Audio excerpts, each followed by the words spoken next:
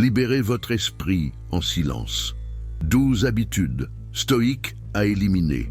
Aujourd'hui, avez-vous déjà eu l'impression que votre vie est encombrée de choses qui ne vous servent pas, qui vous freinent et qui volent votre énergie?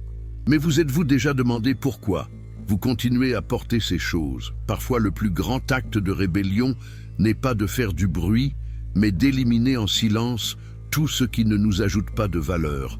Relations toxiques dehors, habitudes autodestructrices également. Et non, vous n'avez pas besoin de faire un spectacle de cela, ni d'attendre l'approbation de qui que ce soit. Dans la vidéo d'aujourd'hui, je vais vous enseigner à suivre les conseils de la philosophie stoïcienne. Lâchez ce que vous ne pouvez pas contrôler et libérez-vous. Parce que mon ami, la vie est trop courte pour rester prisonnier des attentes des autres.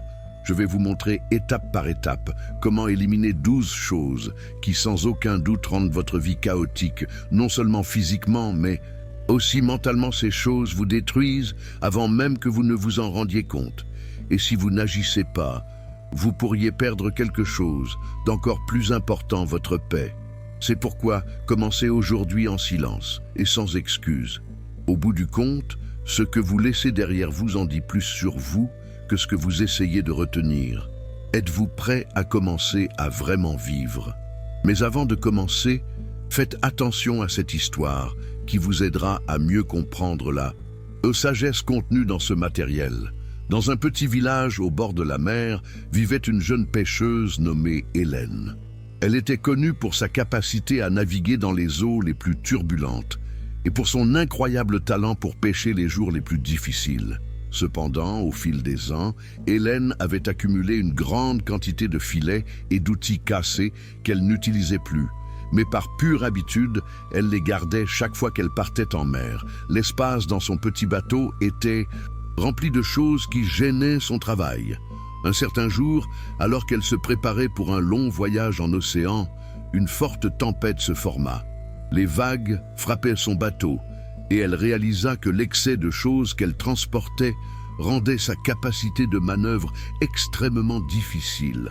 Pendant des heures, elle lutta contre la tempête, mais elle sentait que ce n'était pas seulement les vagues son ennemi, mais la charge inutile qu'elle portait.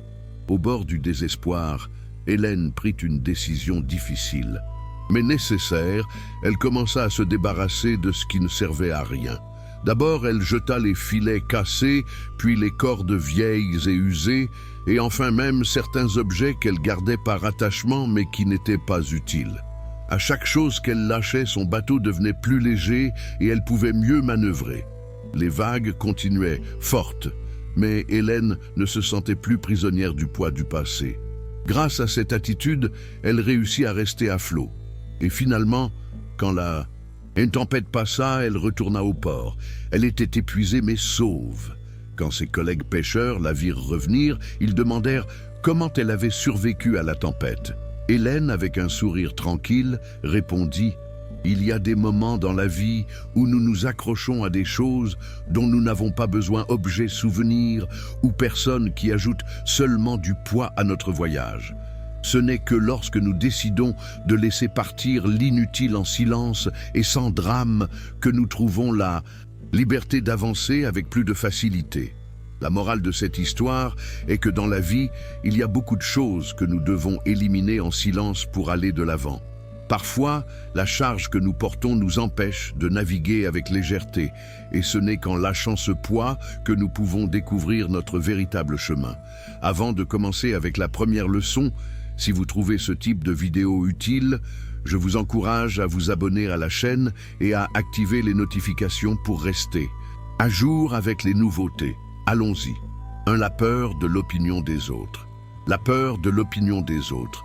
Vous êtes-vous déjà demandé combien de décisions dans votre vie ont été prises par peur de ce que les autres pourraient penser? Cette peur qui s'infiltre sous la peau qui vous empêche d'être vous-même. C'est comme vivre sur une scène continue sous le regard critique d'un public qui en réalité ne fait même pas attention à vous.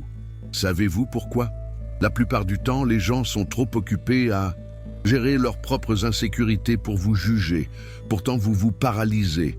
La peur du jugement des autres est comme un parasite silencieux qui se nourrit de vos rêves, qui s'accroche à votre dos et murmure dans votre oreille chaque fois que vous pensez à faire quelque chose de différent ou d'audacieux que vont penser les autres. Et soudain vous changez de direction, vous adaptez votre vie à ce que vous croyez que les autres attendent de vous. Quelle ironie, nous passons tellement de temps préoccupés par l'opinion des autres que sans nous en rendre compte, nous cessons de vivre la vie que nous voulons vraiment. Cette peur nous pousse à plaire à des gens qui souvent ne font même pas vraiment partie de notre vie. C'est comme si notre boussole était déréglée. Au lieu de suivre le nord de notre intuition, nous suivons le sud, dicté par la société. Vous portez le masque qui s'adapte le mieux aux attentes du moment. Au travail avec des amis, même sur les réseaux sociaux, mais est le vrai vous. Celui qui est caché sous des couches de sourires faux et d'opinions empruntées. Parfois la peur de ce qu'ils vont dire est encore plus subtile. Elle se déguise en prudence. Ce n'est pas le bon moment. Peut-être que je ne suis pas assez bon. Des excuses masquées de sagesse qui au fond cachent le même monstre, la peur du jugement des autres. Et pendant ce temps, les rêves restent archivés, attendant un meilleur moment qui n'arrive jamais. Pour éliminer cette peur, une fois pour toutes, nous devons pratiquer la philosophie stoïcienne. Les stoïciens enseignent que nous ne pouvons pas contrôler ce que les autres pensent de nous, mais nous pouvons contrôler comment nous y réagissons. Cela semble simple, mais ce n'est pas le cas. Cela nécessite un exercice constant d'introspection et de courage. Il s'agit d'apprendre à vivre pour vous-même, à prendre des décisions qui vous rendent heureux, et pas seulement pour plaire aux autres. La vie est trop courte pour être vécue sous l'ombre de l'opinion des autres. Un bon exercice est de commencer à éliminer en silence des choses qui n'apportent pas de valeur à votre vie, celles qui sont là seulement pour plaire aux autres. Vous vous sentez obligé de maintenir une certaine image. Avez-vous choisi une carrière qui ne vous satisfait pas parce que cela semblait le bon choix? Libérez-vous de ces chaînes. Commencez par de petites décisions. Dites non à des engagements que vous ne voulez pas prendre. Faites quelque chose que vous avez toujours voulu, mais que vous aviez peur de faire à cause de ce que les autres pourraient penser. Chaque petite action sera un pas vers la liberté. Je ne vais pas mentir, ce n'est pas facile. Il y aura des jours où le poids du jugement des autres semblera écrasant. Mais dans ces moments, rappelez-vous, chaque fois que vous choisissez de vivre selon ce que les autres pensent, vous perdez un morceau de ce que vous êtes vraiment. C'est une sorte de mort lente et silencieuse que vous pouvez éviter si vous avez le courage d'être fidèle à vous-même. Alors commencez à éliminer ces choses en silence. Vous n'avez pas besoin de l'annoncer au monde. Laissez simplement de côté ce qui n'est pas à vous, ce qui n'appartient pas à votre essence. Apprenez à faire confiance à votre propre jugement et à valoriser plus ce que vous pensez de vous-même que ce que les autres peuvent penser. Parce qu'à la fin de la journée, la seule personne à qui vous devez des comptes, c'est vous-même. Comme l'a dit Carl Jung, la liberté commence au moment où vous cessez de vous et soucier de ce que les autres pensent de vous. 2. Les relations toxiques. Les relations toxiques. Il y a une phrase que j'adore. Il n'y a pire aveugle que celui qui ne veut pas voir. Je suis sûr que vous l'avez déjà entendu, n'est-ce pas? Curieusement, nous appliquons souvent cette cécité sélective à nos propres relations. Nous nous habituons à gérer des gens qui, d'une certaine manière, nous prennent plus qu'ils ne nous donnent. Oui, je parle de ces relations toxiques qui, sans que vous vous en rendiez, compte drainent votre énergie peu à peu. Et le plus curieux, c'est que souvent vous vous y accrochez comme si elles étaient indispensables. Je ne parle pas seulement de relations amoureuses. Les relations toxiques peuvent être n'importe où dans la famille, dans le groupe d'amis au travail, et le plus intéressant, c'est que personne ne vous oblige à les garder. Mais vous voilà vous tolérant en silence, comme si laisser partir était une offense au monde. Pourquoi faisons-nous cela? Peut-être parce qu'on nous a appris que rompre des liens est un signe de faiblesse ou d'insensibilité, comme si éliminer quelqu'un de votre vie était un acte de cruauté, alors qu'en réalité cela peut être le plus grand geste d'amour-propre que vous puissiez réaliser. Apportons un peu de philosophie à cette conversation. Les stoïciens nous enseignent que nous ne devons pas nous préoccuper de ce que nous ne pouvons pas contrôler. Cela vaut aussi pour les gens autour de nous. Vous ne pouvez pas contrôler comment les autres agissent. Mais vous pouvez contrôler si vous voulez ou non les garder dans votre vie. C'est aussi simple que cela. Mais voici la partie difficile, le faire en silence, et ne vous méprenez pas. Il ne s'agit pas de vengeance silencieuse ou de se sentir supérieur. C'est simplement une décision consciente de ne plus nourrir une relation qui vous épuise. Pensez-y, vous n'avez pas besoin d'un drame pour éliminer ce qui ne vous sert pas. Il n'est pas nécessaire d'annoncer aux quatre vents que vous vous désintoxiquez des gens. Laissez simplement partir. C'est comme arrêter d'arroser une plante qui ne fleurit plus. Vous le faites calmement, sachant qu'elle ne fait plus partie de votre jardin. Et c'est bien. La plante suit son chemin. Vous suivez le vôtre et la vie continue. Vous est-il déjà arrivé de passer du temps avec quelqu'un même proche et de sortir de cette interaction complètement épuisé? Ce n'est pas que cette personne soit mauvaise, mais son énergie ne correspond pas à la vôtre. C'est là que réside la clé. Détectez ces relations. Écoutez votre corps, votre esprit. Si vous sentez que chaque interaction avec une certaine personne est un véritable marathon émotionnel, vous êtes peut-être dans une relation toxique. Cela peut être douloureux à admettre, mais c'est nécessaire. Voici la stratégie du silence. Réduisez progressivement les interactions. Arrêtez de chercher le contact. Éloignez-vous. Il n'y a pas besoin de grands gestes ou de disputes. Arrêtez simplement d'être disponible. C'est libérateur. Croyez-moi, non pas parce que vous tournez le dos au monde, mais parce que vous priorisez votre bien-être. Parfois, l'amour-propre ne consiste pas à dire non à voix haute, mais à dire assez en silence. Alors, comment identifier ces relations? C'est simple. Si chaque fois que vous voyez un message de cette personne, vous sentez un nœud dans l'estomac, si sortir avec elle vous laisse plus épuisé qu'une semaine entière de travail, si vous remarquez que c'est toujours vous qui donnez et jamais qui recevez, vous avez déjà la réponse.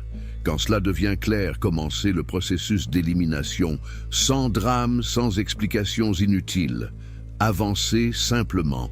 Conclusion. Il ne s'agit pas d'être cruel, ni de garder rancune. Il s'agit de vous respecter suffisamment pour ne pas permettre qu'on continue à drainer l'énergie que vous pourriez utiliser avec des personnes et des activités qui vous nourrissent vraiment. À la fin, la clé est d'être honnête avec vous-même et de placer votre bien-être au-dessus de la culpabilité ou de la peur de blesser les autres. Gardez ceci avec clarté, mon ami. Certaines personnes sont comme le vent. Vous les sentez, mais vous ne pouvez pas vous y accrocher. Vous devez simplement les laisser passer. 3. Les habitudes autodestructrices. Les habitudes autodestructrices. Parfois, vous vous surprenez à faire de petites choses qui, si vous regardez de près, vous savez qu'elles ne vous mènent nulle part. Ce sont ces actions qui semblent inoffensives au début, mais qui, sans vous en rendre compte, érodent votre paix mentale ou physique. Moi aussi, je suis tombé dans ce piège plus de fois que je voudrais l'admettre. De petites habitudes autodestructrices qui passent inaperçues comme un goutte à goutte, constant qui, avec le temps, érode même le roc. Mais que se passe-t-il si ces habitudes sont les rochers de notre vie quotidienne? Comment les éliminer sans faire de scandale? D'abord, il faut les reconnaître. Et c'est le truc, ce n'est pas facile. Pointer ce qui nous dérange chez les autres, c'est une chose, mais identifier cela en nous-mêmes, c'est différent. Vous vous levez le matin et sans réfléchir, vous prenez le téléphone. Non pas pour quelque chose d'important, bien sûr, mais par pure habitude. Comme si votre doigt était programmé pour faire défiler l'écran avant même que votre cerveau ne se soit réveillé. Cela semble inoffensif, n'est-ce pas? Jusqu'à ce que vous réalisiez que vous avez perdu 20 minutes de votre matinée, immergé dans rien, avec l'esprit déjà saturé, avant même de sortir du lit. Ce n'est qu'un exemple. Nous faisons cela avec tellement d'autres choses. Ce café supplémentaire qui n'était pas nécessaire. Cette conversation que vous saviez que vous n'auriez pas dû avoir. Cette série qui ne vous apporte rien, mais que vous continuez à regarder par inertie. Ce sont les petites choses qui, avec le temps, peuvent créer un grand trou dans votre bien-être. Maintenant, éliminer ces habitudes, c'est une autre histoire. Soyons honnêtes. Combien de fois avez-vous promis de laisser quelque chose derrière vous et avez fini par en faire encore plus, comme quand vous dites « à partir de demain, je vais vraiment commencer ». Et puis demain arrive, et ce n'est qu'un autre jour d'excuses. C'est là qu'entre en jeu une leçon des stoïciens. Ces philosophes de la Rome antique croyaient que les grandes transformations ne se produisent pas d'un seul coup, mais en petits pas silencieux, presque imperceptibles. Vous n'avez pas besoin de crier au monde que vous allez changer, ni de faire un grand geste. Commencez. Simplement à observer, la clé est dans la conscience. Quand vous remarquez que votre main va chercher le téléphone sans raison, arrêtez-vous. Vous n'avez pas besoin de jeter le téléphone par la fenêtre, bien que cela puisse être cathartique. Laissez-le simplement de côté et faites autre chose. Quelque chose d'aussi simple que de respirer profondément et de vous étirer. Quand vous sentez l'envie de prendre la 3e tasse de café, demandez-vous, en ai-je vraiment besoin ou est-ce juste par habitude? Si c'est juste de l'inertie, laissez la tasse de côté. Parfois c'est aussi simple que cela, s'arrêter au bon moment sans drame, sans nécessité de changements monumentaux. Éliminer les habitudes autodestructrices ne signifie pas que vous allez devenir une personne parfaite du jour au lendemain. Nous avons tous nos petites batailles internes, et c'est bien. La question est de les aborder avec une stratégie simple, silence et consistance, comme une goutte qui, au lieu d'éroder, va polir peu à peu. Et si un jour, vous sentez que vous ne progressez pas, rappelez-vous de ceci. Ce qui semble aujourd'hui un petit effort avec le temps se transforme en une grande victoire. Peut-être que vous ne remarquez pas les résultats immédiatement, mais c'est comme planter une graine. Un jour, sans faire de bruit, elle pousse et devient un arbre. Il en va de même avec ces petits ajustements. Alors la prochaine fois que vous identifiez une habitude qui vous nuit plus qu'elle ne vous aide, éliminez-la en silence. Vous n'avez pas besoin de l'annoncer ou de faire un grand spectacle. Laissez simplement partir pas à pas, goutte à goutte, comme disait Épictète. Le véritable changement ne fait pas de bruit. Il arrive simplement. 4. Le désir de tout contrôler. Le désir de tout contrôler. Avez-vous déjà senti que si vous n'aviez pas un contrôle absolu sur tout autour de vous, le monde allait s'effondrer? Rassurez-vous, je comprends. Nous aimons croire que si nous organisons chaque détail au millimètre et prévenons tous les imprévus, la vie sera comme une machine parfaitement ajustée où rien ne peut mal tourner. Quelle idée absurde, n'est-ce pas? Mais nous nous retrouvons quand même piégés dans ce jeu mental, convaincus que nous pouvons maîtriser tout ce qui nous arrive. C'est un piège, un mirage. Et le pire, c'est que plus nous essayons de nous accrocher au contrôle, plus nous sentons que nous perdons l'équilibre. C'est pourquoi je vous demande, et si vous laissiez tomber ce besoin obsessionnel de contrôle? Vous savez, cette manie de et vouloir que tout soit exactement comme vous l'imaginez. Le désir de tout contrôler n'est rien d'autre qu'une prison mentale, une que vous construisez brique par brique chaque fois que vous croyez qu'avec suffisamment d'efforts, les choses se passeront exactement comme prévu. Mais savez-vous ce qui se passe? L'univers ne fonctionne pas comme ça. La philosophie stoïcienne, avec sa sagesse millénaire qui reste si actuelle, nous enseigne que la clé n'est pas de contrôler ce que nous ne pouvons pas, mais de lâcher l'inutile et de nous concentrer sur ce qui dépend vraiment de nous. Pensez-y, nous essayons de contrôler le climat, les opinions des autres, les réactions des gens, les résultats de nos efforts. Tout ce qui en réalité n'est pas entre nos mains. C'est comme essayer de retenir la marée avec les mains, un gaspillage complet d'énergie. Pourtant, nous le faisons constamment. Et le pire, chaque fois que quelque chose ne se passe pas comme nous l'espérions, nous nous frustrons. Nous nous irritons, comme si c'était une injustice cosmique. Quelle ironie, n'est-ce pas? Imaginez que vous portez un sac à dos. Chaque fois que vous essayez de contrôler quelque chose hors de votre portée, vous mettez une pierre dedans. Au début, vous ne sentez peut-être même pas le poids, mais avec le temps, le sac à dos devient insupportablement lourd. À la fin, cette charge vous écrase. Ne serait-il pas mieux de se débarrasser de ces pierres? Ouvrir de l'espace pour ce qui compte vraiment, pour ce que vous pouvez réellement contrôler. Vos émotions, vos actions, vos choix. Le reste, lâchez prise. Pendant longtemps, je me suis moi-même préoccupé obsessivement de prévoir tout ce qui pourrait mal tourner dans ma vie. Si j'avais une réunion, je planifiais chaque question inconfortable possible. Si je fixais une sortie avec des amis, je m'inquiétais du lieu, du climat, de tout ce qui pourrait sortir du plan. C'était épuisant. Et savez-vous ce qui se passait? La plupart des choses dont je m'inquiétais n'arrivaient jamais. À la fin, j'ai réalisé que cette tentative de tout prévoir ne me donnait pas plus de contrôle, seulement plus d'anxiété. Alors j'ai commencé à lâcher prise. Peu à peu, j'ai appris à faire plus confiance au processus. Et qu'est-ce qui s'est passé? Les choses ont continué à arriver, certaines bonnes, d'autres moins, mais je me sentais plus léger parce que j'avais arrêté de porter ce qui n'était pas ma responsabilité. Faire confiance à la vie ne signifie pas être passif ou irresponsable. Il s'agit d'accepter avec maturité qu'il y a des choses qui sont hors de nos mains et que c'est bien. Éliminer en silence ce besoin de tout contrôler. Donner de l'espace à l'imprévu, aux surprises, à ce qui est au-delà de votre portée. Cela ne veut pas dire que vous devez simplement vous installer et regarder la vie passer. Il s'agit de libérer le poids et d'accepter qu'il y a une partie du chemin qui ne dépend pas de vous.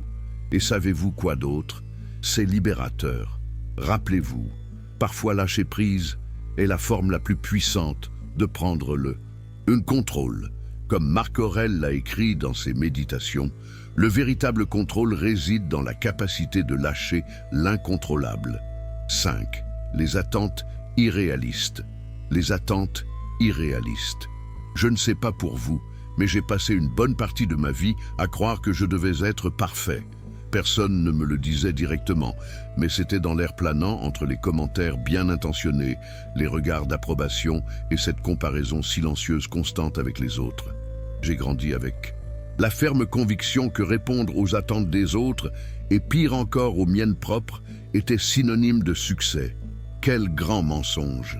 Si vous vous arrêtez pour y penser, essayer de répondre à des attentes irréalistes, c'est comme essayer de remplir un puits sans fond avec un seau troué. Vous ne finissez jamais. Vous êtes toujours épuisé.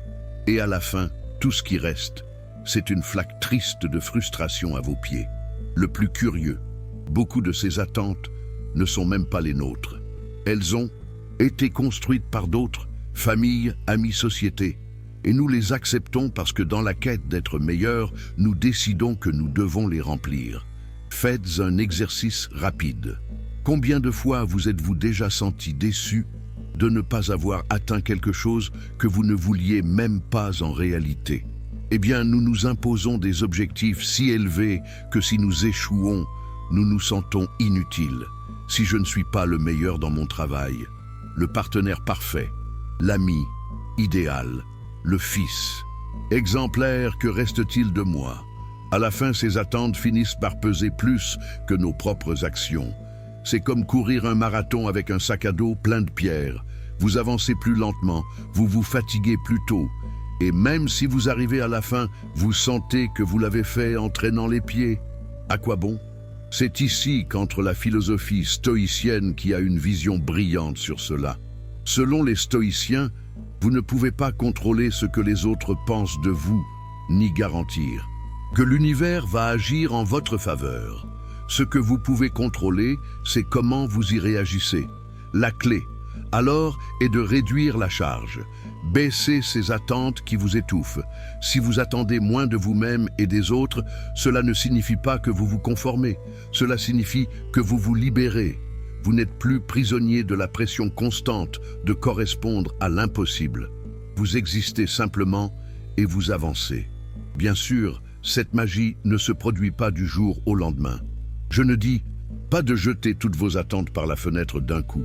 Pensez-y comme nettoyer une garde-robe pleine de vieux vêtements. D'abord, regardez ce qui ne vous va plus, ce que vous n'avez jamais vraiment aimé, et débarrassez-vous-en pièce par pièce. Parfois, vous hésitez à laisser partir un t-shirt parce que vous pensez que vous allez le porter un jour. Mais au fond, vous savez que non. Avec les attentes, c'est pareil. Commencez à éliminer celles qui ne vous appartiennent pas. Ensuite, révisez les vôtres et Demandez-vous, sont-elles réalistes? Vous n'avez pas besoin de les garder toutes. Quelque chose qui peut aider à réduire les attentes sans créer de drame, c'est de changer la façon dont vous vous parlez. Par exemple, au lieu de dire « je dois tout faire parfaitement », essayez « je vais faire de mon mieux avec ce que j'ai maintenant ». Cela semble simple, mais c'est libérateur. Vous ouvrez de l'espace pour l'erreur qui est humaine et pour la possibilité de vous améliorer sans la pression constante. Une autre astuce infaillible: évitez de raconter vos plans à tout le monde. Moins vous faites de bruit, moins les autres. Créez d'attentes sur ce que vous devriez accomplir. Après tout, les attentes externes ne sont que du bruit. Éliminez en silence ce qui ne vous sert pas. Vous remarquerez que les choses commencent à couler de manière beaucoup plus naturelle. Lâcher les attentes, ce n'est pas abandonner, c'est un acte de sagesse. Au lieu de vous concentrer sur ce que vous devriez faire ou être, concentrez-vous sur ce que vous voulez vraiment et sur ce qui est sous votre contrôle. Moins d'attentes, plus de liberté. Gravez cela dans votre esprit, mon ami. Plus vous attendez, moins plus léger vous devenez. 6. Le besoin d'avoir toujours raison. Le besoin d'avoir toujours raison. Avez-vous remarqué qu'il y a une manie, presque une nécessité obsessionnelle, d'avoir toujours raison, d'être la personne qui sait tout? C'est comme si chaque conversation était un champ de bataille et que la victoire consistait à prouver que vous avez raison. Une lutte silencieuse mais implacable. Le pire, cette guerre n'est pas avec les autres, mais avec vous-même. Chaque fois que vous insistez pour avoir le dernier mot, c'est comme si vous deviez vous convaincre que votre valeur en dépend. N'est-ce pas fatigant? Parce que franchement, je suis déjà épuisé de cette course sans fin. On nous a appris à croire que nous devons toujours avoir la bonne réponse, comme si se tromper était synonyme de faiblesse. La société, les réseaux sociaux et même les réunions de famille renforcent l'idée qu'échouer, c'est échouer. Mais je vais vous dire un secret. Parfois, avoir raison est la chose la moins importante de la vie. La philosophie stoïcienne nous enseigne à accepter ce que nous ne pouvons pas contrôler. Et savez-vous quoi? Vous ne pouvez pas contrôler la perception que les autres ont de vous. Cette course interminable pour prouver que vous savez tout ne mène nulle part. Elle vous rend seulement plus anxieux, plus frustré. Et à la fin de la journée, plus. Seul demandez-vous, qu'est-ce que je gagne à avoir toujours raison? Une médaille invisible. Cela ne semble pas valoir l'effort, n'est-ce pas? C'est comme porter une valise pleine de pierres inutiles. À chaque discussion ou opinion imposée, vous mettez une autre pierre là-dedans, jusqu'à ce que le poids devienne insupportable et que vous vous demandiez pourquoi vous êtes si épuisé. La réponse est simple. Vous vous épuisez pour quelque chose qui n'a pas de valeur réelle. La prochaine fois que vous sentez cette urgence de démontrer que vous avez raison, essayez de rester en silence, non pas par résignation, mais par libération. C'est comme lâcher un stylo que vous teniez pendant des heures sans vous en rendre compte. Quand vous le lâchez, vous sentez un soulagement dont vous ne saviez pas que vous aviez besoin. Avec le besoin d'avoir toujours raison, c'est pareil. Quand vous lâchez cette charge, vous réalisez que vous étiez piégé dans une guerre que vous ne vouliez même pas mener. Alors, comment lâcher ce besoin? Accepter que vous n'avez pas besoin de tout savoir. C'est bien de se tromper, c'est bien de ne pas avoir une opinion formée sur tout. Vous ne participez pas à un concours de sagesse. Apprenez à écouter vraiment. Pas pour réfuter, mais pour comprendre. Il y a une différence énorme entre entendre et écouter. Entendre est une fonction biologique. Écouter est un art. Quand vous écoutez avec attention, l'anxiété d'aller ou d'imposer votre point de vue disparaît. Appréciez le silence. Parfois, le meilleur argument est simplement de permettre aux autres d'avoir le dernier mot. Toutes les conversations n'ont pas besoin d'un gagnant, parce qu'à la fin, gagner une discussion n'est pas la même chose qu'avoir la paix. Vaut-il la peine d'avoir toujours raison aux dépens de votre tranquillité? Non, vraiment.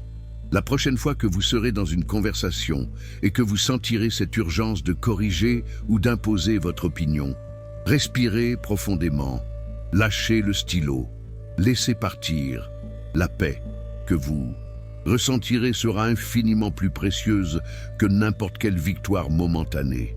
Si cela peut vous consoler, rappelez-vous des stoïciens. Ils savaient que la vraie sagesse n'est pas d'avoir raison, mais de savoir quand lâcher prise. Comme disait Sénèque, la vraie connaissance n'est pas de gagner toutes les batailles, mais de savoir quand ne pas se battre. 7. Le bruit numérique. Le bruit numérique. Avez-vous déjà remarqué comment vous êtes entouré de bruit numérique?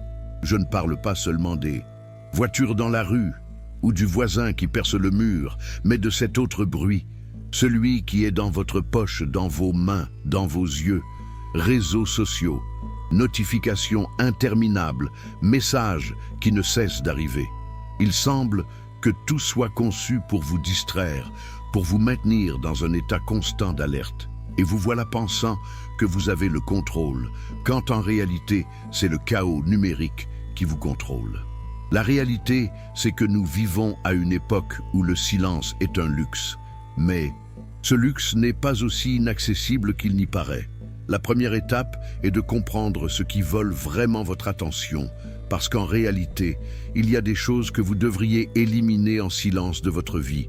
Et oui, c'est possible. Seulement, ce n'est pas si évident. Je vais être honnête, le chaos numérique ne disparaît pas simplement parce que vous fermez une application. Ce serait comme essayer d'éteindre un incendie avec un verre d'eau. Ce dont vous avez besoin, c'est d'être radical. Comme les stoïciens qui savaient que la paix intérieure était ce qui comptait vraiment, et ils ne l'atteignaient pas en se laissant emporter par les distractions externes. Alors que devriez-vous éliminer en silence de votre vie? Allons-y. Premièrement, les réseaux sociaux. Oui, je sais, cela semble cliché, mais croyez-moi, plus vous suivez de comptes, plus vous créez de bruit. Je ne dis pas de vous déconnecter complètement. Mais pensez, avez-vous vraiment besoin de savoir ce que la cousine d'un ami de votre sœur fait? Éliminez sans pitié tout ce qui ne vous apporte pas de valeur. Et si vous pouvez, faites un nettoyage numérique de temps en temps, comme quelqu'un qui organise une armoire. Sortez ce qui ne sert plus, ce qui n'aurait jamais dû être là en premier lieu. Deuxièmement, les notifications. Ici, les choses deviennent intéressantes. Pourquoi permettez-vous à votre téléphone de vous interrompre toutes les 2 minutes? Chaque fois qu'il vibre ou émet un son, votre cerveau fait un saut. Cela ne vole pas. Seulement votre temps, mais aussi votre énergie mentale. Désactivez toutes les notifications non essentielles. Au début, vous pourriez ressentir une certaine anxiété, comme si vous perdiez quelque chose. Mais ensuite, quand vous réaliserez à quel point c'est bon d'avoir le contrôle sur quand et comment vous vérifiez le téléphone, vous me remercierez. Troisièmement, la peur de manquer quelque chose. Ah, le grand méchant moderne. La peur de manquer quelque chose. Nous vivons avec la sensation que si nous ne sommes pas connectés, nous allons manquer quelque chose d'important. Mais voici une vérité inconfortable. Ce qui compte vraiment n'est pas sur l'écran. C'est autour de vous, dans les gens, dans les moments qui passent inaperçus, pendant que vous êtes piégé au dernier mème viral. Éliminez cette peur, lâchez le besoin d'être dans tout. Parce que plus vous essayez d'embrasser le monde numérique, plus vous perdez ce qui vaut vraiment la peine. Une fois que vous vous débarrassez de ce bruit inutile, quelque chose de magique se produit. Vous commencez à entendre ce qui compte vraiment. Le silence numérique est la première étape pour vous reconnecter avec vous-même, avec vos idées, avec vos vraies priorités. C'est ici que la philosophie stoïcienne entre en scène. Vous ne pouvez pas contrôler ce qui se passe en dehors de vous, mais vous pouvez décider comment vous y réagissez. Quand vous éliminez le bruit numérique, tout le reste devient plus clair. Mon conseil est celui-ci. Choisissez le silence, non pas comme une absence de bruit, mais comme une présence consciente de ce que vous voulez vraiment dans votre vie. Parce qu'à la fin, c'est le vrai luxe de notre époque. Comme disait Gandhi, la paix ne vient pas quand le bruit s'éteint, mais quand vous décidez de vous écouter vous-même. 8. Les pensées négatives. Les pensées négatives. Avez-vous déjà remarqué comment les pensées négatives entrent dans votre esprit presque sans faire de bruit, comme quelqu'un qui ne veut rien? Elles apparaissent et soudainement, elles commandent dans tout. Ce sont comme ces voisins qui arrivent sans prévenir et pire qui ne partent pas. Le plus frustrant, souvent vous leur donnez la clé. non pas parce que vous le voulez, mais parce qu'ils vous ont convaincu que leur présence est inévitable, une partie de votre journée. Mais, et si je vous disais que vous pouvez changer la serrure? Parlons clairement. Ces pensées ne sont rien de plus que des schémas destructeurs qui finissent par façonner vos actions et pas de la meilleure façon. Vous êtes certainement déjà surpris à penser des choses comme « pourquoi tout va mal pour moi » ou « je n'y arriverai jamais ». Et bien sûr, quand ces pensées se répètent encore et encore, vous finissez par y croire. Et ce que vous croyez, vous finissez par agir. C'est comme planter un arbre empoisonné et ensuite se demander pourquoi les fruits ne sont pas comestibles. Le curieux, c'est que ces pensées négatives ne reflètent pas nécessairement la réalité, mais elles se sentent aussi réelles que le sol que vous le piétinez. C'est ici que la philosophie stoïcienne entre avec sa simplicité brutale. Vous ne pouvez pas contrôler ce qui vous arrive, mais vous pouvez contrôler comment vous répondez. Cela semble si simple, mais en pratique c'est quelque chose qui nous échappe souvent. Nous permettons à ces schémas mentaux de dicter nos émotions et actions, quand la vraie liberté est de prendre les rênes de nos réponses. Et par où commencer? La première clé est le silence. Oui, vous avez bien lu. Éliminer en silence, c'est pensées négatives. Vous n'avez pas besoin de faire un spectacle en essayant de les éloigner. Commencez simplement à reconnaître quand elles apparaissent. Identifiez-les et ne les nourrissez pas. Plus vous leur donnez d'attention, plus elles ont de pouvoir. Pensez-y comme une mouche dans la pièce. Si vous vous obsédez à l'attraper, vous ne ferez que l'agiter encore plus. Et si vous l'ignoriez, jusqu'à ce qu'elle se fatigue de voler. Deuxièmement, questionnez vos pensées. Quand une pensée destructrice surgit, demandez-vous, est-ce vrai? Tout va-t-il vraiment mal? Ou est-ce juste une perception exagérée? Souvent, vous réaliserez que ce sont des idées gonflées, sans aucune base réelle. Et s'il y a quelque chose de vrai, vous pouvez commencer à penser à des solutions au lieu de rester bloqué dans le problème. Troisièmement, le détachement. Je ne dis pas de devenir un moine au sommet d'une montagne, mais commencez à prendre une distance émotionnelle de vos pensées. Elles ne sont pas vous. Juste parce que quelque chose passe par votre tête ne signifie pas que cela doit rester là. Cela